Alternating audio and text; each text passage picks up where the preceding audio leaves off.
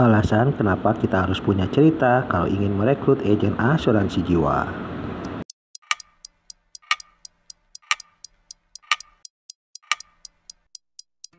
Saya ingin cerita aja dulu ya tentang merekrut itu seperti apa.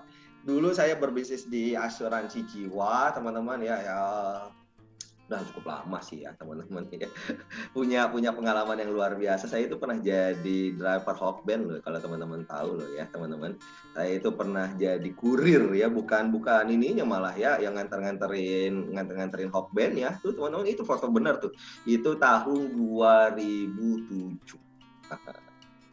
Dan bisnis asuransi jiwa lah yang merubah hidup saya, teman-teman. Tetapi teman-teman, cerita ini adalah bukan cerita tentang saya, teman-teman. Cerita ini adalah cerita tentang bagaimana kita create story in our life ya. Kenapa, teman? Karena berbisnis asuransi jiwa adalah berkaitan dengan bagaimana Anda bisa meng-create sebuah cerita, teman-teman. Ya. Kalau kita tidak bisa meng-create sebuah cerita, teman-teman, maka hasilnya, teman-teman, kita nggak tahu nih ya, apa sih yang sebenarnya kita jual. Sekarang saya mau tanya dulu deh ke teman-teman. Kalau bicara tentang merekrut, yang butuh itu kita atau calon agent kita? Itu dulu. Kalau kita merekrut itu, yang butuh kita atau calon agent kita? Ya, ini langsung saya tanya deh ya. Yang butuh itu kita atau calon agent kita? Mana yang benar? Saya mau cek dulu ke teman-teman. Calon agent ya. Keduanya. Oke. Ya, ini diskusinya asik loh ya. Teman-teman, ini kita jadikan ini bukan sharing ya, tapi ini adalah forum diskusi ya. Saya tahu ini banyak perekrut handal, ada rekan-rekan yang memang luar biasa dan merekrutnya sudah canggih banget. Ya. Teman-teman, kalau bicara tentang merekrut, maka positioningnya adalah mereka yang butuh. Ya. Jelas teman-teman, kalau kita menawarkan bisnis asuransi yang kita ingat adalah tentang OR-nya, maka teman-teman merekrutnya tidak akan menjadi sangat luar biasa. Kenapa? Karena teman-teman ya, kita merasa terbebani bahwa teman-teman, kalau nanti agent kita tidak bergabung, seolah-olah dunia berakhir. Kalau calon agent kita tidak bergabung, seolah-olah kita ditolak. So, teman-teman, pemikiran ini adalah pemikiran yang salah. Sebenarnya di dalam sebuah proses perekrutan yang butuh adalah mereka. Kenapa? Karena kita cuma nyampein doang. Positioning Anda tidak akan pernah berada di bawah calon agent Anda. Ini yang harus kita coba untuk cek. Tadi Bu Ari bilang ya, yang butuh dua-duanya. Nah, kalau yang butuh dua-duanya memang benar sih, secara bisnis kita juga butuh OR-nya ya, kita butuh adornya bagi mereka, teman-teman. Tetapi teman-teman, boleh nggak di awal ini positioningnya adalah bukan Anda yang butuh, tetapi mereka butuh, kecuali mereka sudah bergabung bersama tim kita, bersama bisnis kita, bersama perusahaan kita, teman-teman, lalu mereka sudah ikut training dasarnya, mereka sudah ikut AAJI-nya, maka kebutuhannya menjadi sama. Mereka butuh kita, kita butuh mereka, karena kita adalah partner bisnis. Tetapi, teman-teman, ketika kita ingin menawarkan bisnis kita kepada mereka, maka teman-teman positioningnya seharusnya Anda berada jauh lebih tinggi. Dan bicara tentang positioning ini adalah bicara tentang framing ke diri Anda. Bayangin ya teman-teman, kalau Anda merekrut orang yang sudah punya penghasilan lebih dari 50 juta. Padahal ya, di awal-awal ketika Anda mau menawarkan bisnis asuransi jiwa, 50 juta itu nggak datang seketika. Kecuali dia bisa closing ya di bulan-bulan pertamanya dia dengan premi yang besar gitu ya.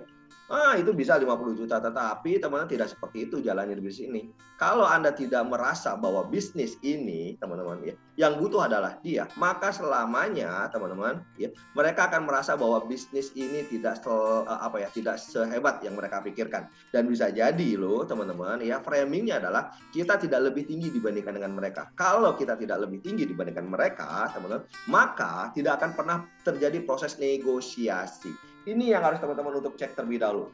Cerita tentang saya yang pernah menjadi driver Hokben adalah cerita yang akan menginspirasi bahwa hidup saya berubah dari zero to hero. Atau ketika Anda mau meng-create sebuah cerita, Anda juga bisa cerita not from zero to hero ya. Kalau saya jelas driver Hawkband. Kalau Anda mungkin pernah cerita bahwa Anda mungkin seorang kepala cabang, Anda mungkin bercerita bahwa Anda adalah manajer, Anda adalah direktur di sebuah tempat. Ketika Anda bergabung bersama bisnis ini, teman-teman, ya, Anda menjadi superhero. Jadi ceritanya adalah bukan from zero to hero tuh ya. Ceritanya sudah berubah menjadi from hero to superhero. Nah, ini dia teman-teman, ya. Ini yang harus kita pikirkan sekali lagi ya. Bagaimana kita bisa create story. Kalau kita tidak bisa create story, maka orang tidak akan terinspirasi. Maksudnya apa, San?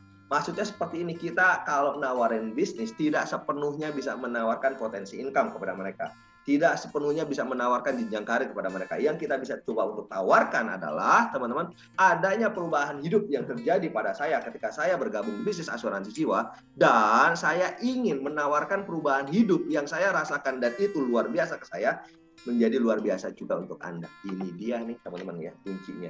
So, teman-teman, saya ingin coba untuk sampaikan kepada teman-teman bahwa dalam sebuah proses perekrutan, teman-teman, alih-alih kita merasa bahwa kita butuh mereka, tolong positioning adalah mereka yang butuh kita, dan teman-teman, create-lah storytelling-nya Anda. Kalau Anda bisa meng-create storytelling-nya Anda, maka hidup Anda akan menjadi inspirasi buat mereka, bukan hanya bisnis Anda. Nah, kita mulai dari situ ya, teman-teman. Lalu kita akan mulai ya, kenapa kita harus merekrut? Ya, kita tahu bahwa bisnis kita, teman-teman, adalah bisnis jaringan ya, atau networking ya.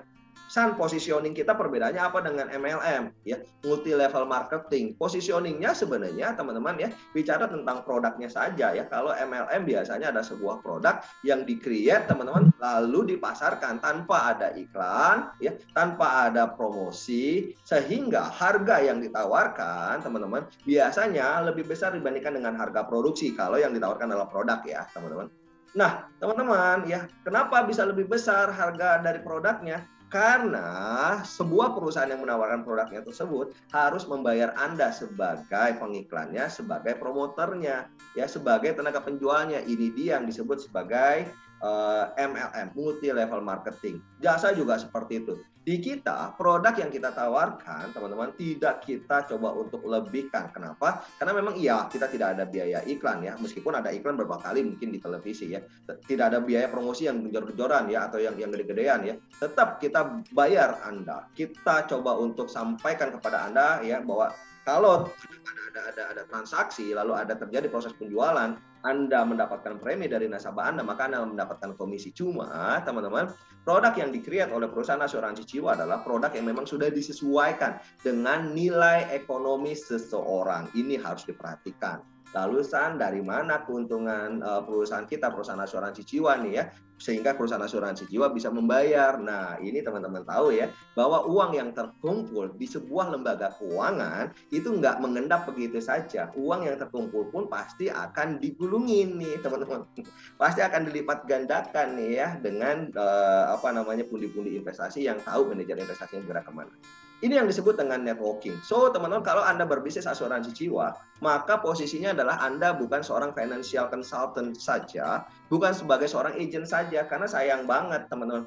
Kalau ada dua kue di depan Anda, sama-sama kuenya Anda suka. Yang satu brownies misalkan saja ya, teman-teman. Yang kedua lagi kue keju misalkan saja ya. Kalau saya suka dua-duanya, kenapa saya harus pilih salah satunya ya? Kenapa saya harus pilih kejunya saja? Kenapa saya harus pilih browniesnya saja? Saya pasti pilih dua-duanya. Dimana ketika saya menawarkan sesuatu kepada nasabah, saya mendapatkan komisi dan bonus. Dimana ketika saya menawarkan sesuatu kepada calon agent saya, maka saya mendapatkan OR, ADOR, dan lain-lainnya.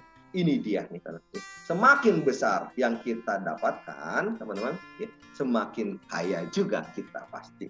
So, teman-teman, bisnis kita menawarkan the power of networking. Kalau Anda tidak memiliki networking, maka Anda tidak working di sana ya. Not working. Jadi, teman-teman, bisnis asuransi jiwa nggak akan pernah berjalan kemana-mana, jaminan dari saya. Silakan Anda bayangkan bahwa Anda 10 tahun lagi gitu ya, masih berbisnis asuransi jiwa, 15 tahun lagi masih bisa berbisnis asuransi jiwa. Kalau Anda sendirian, jaminan sama saya ya, sehebat-hebat apapun Anda setiap tahun MDRT, sehebat-hebat apapun Anda elite club, teman-teman, Anda nggak akan pernah bisa kemana-mana. Pasar Anda pasti habis. Orang-orang yang Anda tawarin asuransi jiwa pasti sudah habis karena jangkauan Anda tidak terlalu besar. Tetapi kalau Anda buka cabang, Anda buka lagi outlet baru, Anda franchise-kan bisnis Anda, jelas teman-teman ya, market Anda habis, Anda bisa terbantu dengan market agent Anda ya. market Anda habis, Anda bisa ngebantu juga market mereka. Ini yang disebut dengan power of networking. Kalau kita sadar bahwa ingin besar, maka teman-teman ya buka outlet yang banyak. Teman-teman, rekrut adalah buka outlet. Kalau saya punya satu kedai di Pamulang, ya maka jangkauan saya adalah nasabah-nasabah atau orang-orang yang tinggalnya di Pamulang, tetapi saya kenal Bu Yulia, ya Bu Yulia ada di Sukabumi, maka saya bukan hanya bisa menjangkau orang-orang di Pamulang saja, tapi orang-orang di Pamulang dan Sukabumi. Saya kenal Bu Ari ya, bukan hanya di Pamulang saja, Pamulang, BSD gitu ya, dan Sukabumi. Nah ini nih dia teman-teman. Ini kaitannya bukan hanya tentang duit yang kita dapatkan ya, tetapi kaitannya dengan seberapa banyak kita bisa membantu banyak orang. Penetrasi asuransi di Indonesia masih di bawah 10%. Kalau kita bisa bantu mereka yang belum punya polis asuransi dengan ya agen-agen kita yang luar biasa banyaknya, dengan pasukan-pasukan kita yang luar biasa banyaknya, partner bisnis kita yang luar biasa banyaknya, jelas teman-teman semakin banyak juga yang akan terbantu. So teman-teman ya, merekrut adalah membuka bisnis besar ya. Dan teman-teman bisnis kita ya akan berkelipat-lipat hasilnya. Nah, kita langsung diskusi ke tema utamanya tentang cycle atau tentang pola. Judul dari training ini, teman-teman, ya, Anda harus mengetahui tahapan-tahapan perekrutan kalau Anda mau merekrut. Kenapa? Karena kalau Anda tidak tahu tahapan-tahapan perekrutan, maka teman-teman perekrutan Anda biasanya timpang. Nah, ini dia nih ya. Banyak yang ngomong kayak gini ya. San, saya udah ngerekrut 10 orang. Nggak ada yang jadi tuh. Nah, saya bilang ya, Anda sudah lewatin tahapan perekrutan atau belum? Maksudnya gitu ya. Contoh, di fact finding, Anda udah tahu belum nih profilingnya? Ya, Anda sudah tahu belum nih kualifikasinya? Jangan-jangan ketika Anda ngelihat orang, Anda merasa orang itu cocok. Ya, Anda merasa orang itu bagus, tapi ketika sudah di asuransi jiwa, ternyata orang itu nggak mana. Ternyata orang itu nggak sehebat yang Anda pikirkan. Karena profilingnya mungkin belum tepat. Itu profiling loh ya. Belum ke pendekatan. Ya ada orang yang akhirnya bergabung teman-teman ya ternyata tidak 100% jiwanya nih. Ya profilingnya udah bagus teman-teman. Ya dia udah punya hal-hal yang kita inginkan. Tetapi teman-teman ya pendekatannya kurang bagus. Nah ini juga bisa juga berdampak nih teman-teman. Ya, ketika sudah direkrut tidak ada goal setting, tidak ada dream setting, dia ada sih, tapi nyawanya tidak ada di bisnis ini. Ya dia nggak akan kemana-mana juga teman-teman. Yang dia hadirkan adalah tubuhnya dia, bukan jiwanya. Sedangkan di dalam bisnis asuransi jiwa, yang kita butuhkan adalah raga, jiwa, pikiran, hati, dan semuanya ya untuk bisa maksimum. Ya, is okay kalau dia belum full time di bisnis asuransi jiwa. Yang jelas dia harus full heart ya, atau hatinya penuh ya, full mind ya, pikirannya penuh di bisnis ini.